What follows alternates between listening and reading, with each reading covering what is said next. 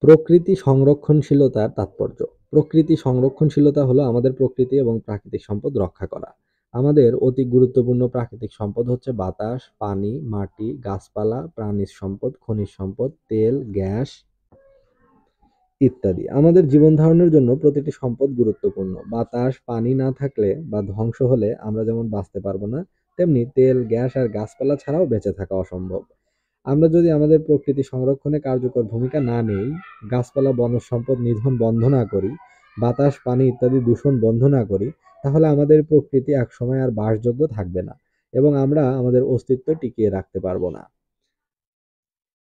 প্রকৃতির সংরক্ষণশীলতার বিভিন্ন কৌশল। প্রকৃতি সংরক্ষণশীলতার বেশ কয়েকটি কৌশল আছে, সেগুলো হলো সম্পদের ব্যবহার কমানো। আমরা পরিমিত সম্পদ ব্যবহার করে সম্পদ রক্ষা করতে পারি। একটি উদাহরণ দেওয়া যাক, বাজার থেকে কিছু কিনে আনলে একটি নতুন প্যাকেট দেওয়া হয়। আমরা যদি একটি প্যাকেটই বারবার ব্যবহার করি তাহলে সম্পদের ব্যবহার সীমিত করা সম্ভব। আজকাল প্রয়োজনে অপ্রয়োজনে আমরা টিস্যু, ন্যাপকিন ব্যবহার করি। একটুখানি সতর্ক হলেই এগুলোর ব্যবহার কমিয়ে দেওয়া সম্ভব। এবার তোমরা নিজেরা বের করো আমাদের দৈনন্দিন জীবনে কোন কোন কাজে এভাবে সম্পদের ব্যবহার কমিয়ে প্রকৃতি সংরক্ষণ করতে পারি।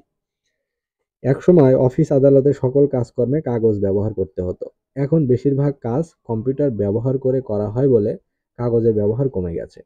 অনেক অফিস কিংবা শিক্ষা প্রতিষ্ঠান কাগজের ব্যবহার পুরোপুরি বন্ধ করে কাগজবিহীন অফিস প্রকল্প হাতে নিয়েছে। কাগজ তৈরি হয় গাছপালা থেকে। কাগজের ব্যবহার কমানোর অর্থই হলো গাছপালা কম কাটতে হবে। আর তাতে বনজ সম্পদ রক্ষা পাবে, অর্থাৎ প্রকৃতির সংরক্ষণ হবে। দূষণ থেকে সম্পদ রক্ষা। আমাদের প্রকৃতি বা সম্পদ দূষিত হলে সেটি ব্যবহারের অনুপযোগী হয়ে পড়ে। এর সবচেয়ে বড় প্রমাণ হলো নদ-নদীর পানি। তোমরা অনেকে হয়তো বুড়িগঙ্গা নদীর কথা জানো। দূষণের ফলে নদীর পানি এমন অবস্থায় পৌঁছেছে যে আজ আর বুড়িগঙ্গা নদীতে মাছ তো দূরের কথা, কোনো জলজ প্রাণী খুঁজে পাওয়া কঠিন। বুড়িগঙ্গা নদীর মতো বাংলাদেশের অনেক নদী দূষণের শিকার হয়েছে। এসব দূষণ রোধ করা না গেলে এমন এক সময় আসবে যখন নদ-নদীতে মাছই আর খুঁজে পাওয়া যাবে না। অনিয়ন্ত্রিত কলকারখানা, যানবাহনের ধোঁয়া ইত্যাদির কারণে বাংলাদেশের অনেক শহরে বিপজ্জনকভাবে বায়ু দূষণ হয়েছে। বায়ু দূষণে পৃথিবীর প্রথম ১০০টি শহরের মাঝে বাংলাদেশের ৮টি শহরের নাম রয়েছে। একই জিনিস বারবার ব্যবহার করা। সম্ভব হলে একই জিনিস বারবার ব্যবহার করে প্রকৃতি সংরক্ষণ করা যায়।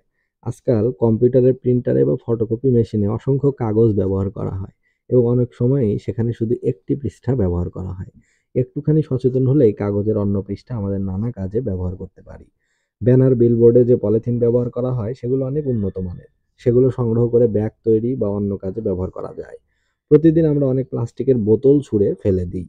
খুব সহজেই সেগুলো পুনর্ব্যবহার বা রিসাইকেল করা সম্ভব। আমাদের ব্যবহার্য অনেক জিনিস শিল্প কারখানায় তৈরি হলেও তা কোনো না কোনো পর্যায়ে প্রকৃতির উপরই নির্ভরশীল। কাজেই একই জিনিস বারবার ব্যবহারে প্রাকৃতিক সম্পদের উপর চাপ কমে এবং এতে প্রকৃতি সংরক্ষণ হয়।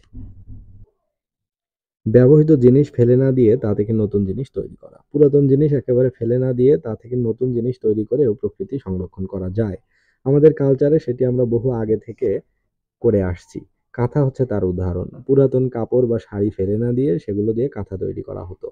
ঠিক সেরকম পুরাতন কাগজ দিয়ে ঠোঙ্গা, পুরোনো টায়ার থেকে স্যান্ডেল কিংবা গৃহস্থালির বর্জ্য থেকে জৈব সার এ ধরনের নানা রকম জিনিসের কথা বলা যায়।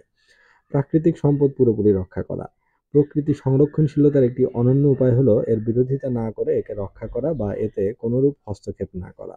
তোমরা হয়তো জানো অনেক দুষ্কৃতকারীরা সুন্দরবনে হরিণ, বাঘ এগুলো শিকার করে বা চুরি করে গাছ কাটে। শীতের পাখিকে ধরে বাজারে বিক্রয় করে। সমুদ্র উপকূলে অনিয়ন্ত্রিত অপরিকল্পিত জাহাজ ভাঙা শিল্প গড়ে তুলে সমুদ্রের পানিকে দূষিত করে।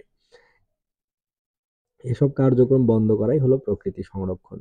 সুন্দরবনের খুব কাছে কলকারখানা বসিয়ে বায়ু দূষণ করে সুন্দরবনের জীববৈচিত্র্য নষ্ট করে। সুন্দরবনের মতো আমাদের অনেক প্রাকৃতিক সম্পদ অনেকাংশে বিলুপ্ত হয়ে যাচ্ছে, যা রোধ করা অতি আবশ্যক হয়ে পড়ছে।